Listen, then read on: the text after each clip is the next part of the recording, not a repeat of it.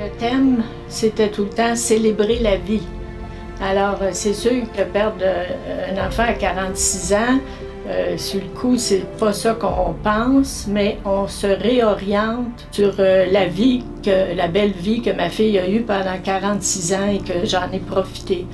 Et puis quand on rentre ici, ben c'est ça aussi qui m'a frappée. J'avais jamais vu ça dans un autre salon. J'ai perdu pourtant beaucoup de membres de ma famille. On appelait ça le parcours de vie. Les tables, c'était rempli d'objets de Sophie, son hamac, les pagailles de son kayak. Son conjoint, il en avait mis, puis il en avait mis. C'était plein. Alors on rentre, puis il les signait, puis tout de suite, il y a cette atmosphère-là.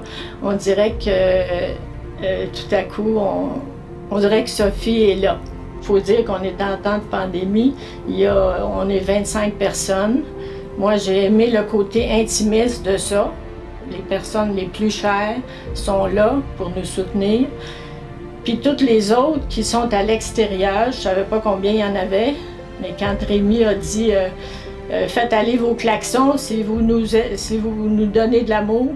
Puis là, tous les klaxons dehors ont fonctionné. Là, j'ai su qu'il y avait bien du monde qui avait assisté avec leur tablette, puis qui était avec nous autres, dans le fond.